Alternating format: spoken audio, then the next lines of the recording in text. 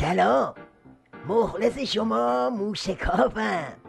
راستش بعد از قطعنامه پارلمان اروپا هوای سیدعلی طوری جر و واجر شده که بنده موشکاف موندم چی رو بشکافم. سیدعلی قده و قوده و شکمبه رو به صف کرده تا هر کدوم یه اری در رابطه با این قطعنامه بزنن. بنال بینیم چی میخوای بگی؟ این قطعنامه، روح این قطعنامه، مفاد این قطعنامه نشون میده که اونو دفتر همکاری و بهبود مناسبات اروپا و ایران نمیخوان تأسیس بکنن، میخوان یک جاسوسخانه تأسیس بکنن. قطعاً بدانید نه ملت، نه دولت، نه مجلس و هیچ کس اجازه نخواهد داد که چنین دفتر فتنه‌ای در ایران تأسیس بشه. پسر ببین زرد چه دماری از روزگار سیدعلی در برده. تا دیروز دنبال دل و جیگر سیخ کردن با غرب بودن، اما حالا جیگر ندارن یه دفتر اروپایی تو تهران رو تحمل کنن.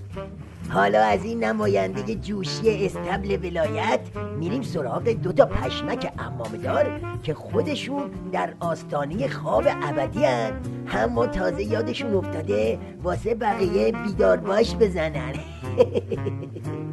یه برنامه 20 ماده‌ای تنظیم کردم، مطالبات 20 گانه جدیدی از ایران.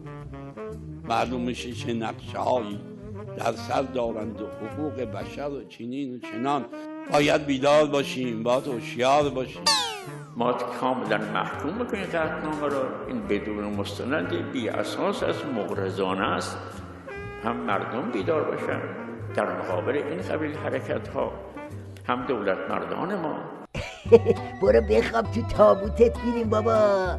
طرف استراسبورگو با فیضیه اشتباه گرفته، ولش کنی میگه کل نماینده های پارلمان اروپا رو بخوابونید وسط خیابون حد بزنید.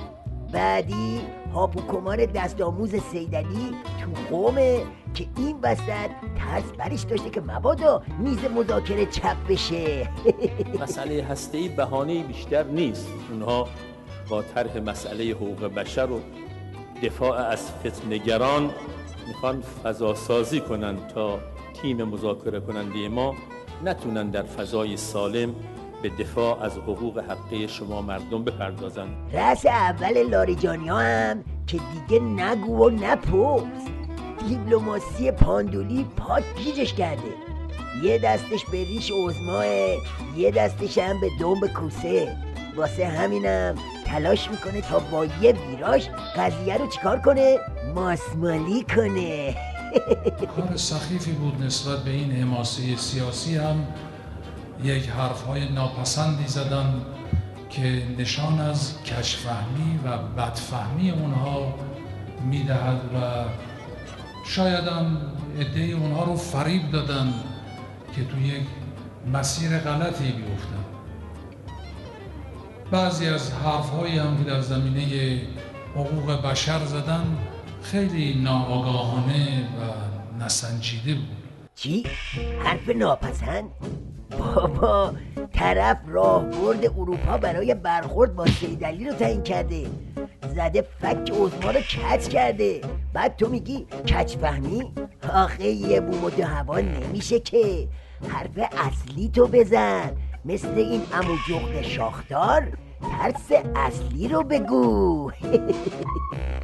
در یه چنین شرایطی در واقع چیزی ندارن برای گفتن جز این که یک در واقع موضع‌گیری جدیدی رو انجام بدن که من معتقدم که حتما تحریک صهیونیست‌ها نقش اساسی در این قضیه داره و لابی مزدورانی مثل منافقین که دائما توی این پارلمان اروپا میچرخند و در واقع حضور دارند و تأثیرگذارند بر افکار نمایندگان ملت‌های اروپایی در این پارلمان.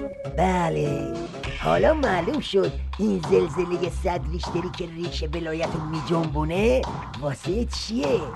حوزما شیشه عمر نظامشو 2 دستی چسبیده که نشکنه، اما چون دست طرف زهر ماله شیشه داره لیز میخوره.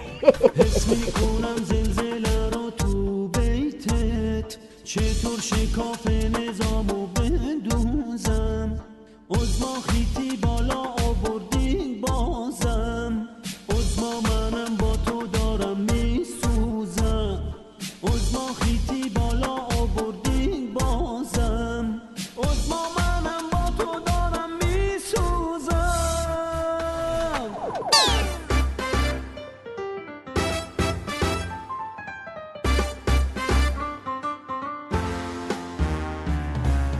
رقصای داغ و شفاف با آقای موشکار،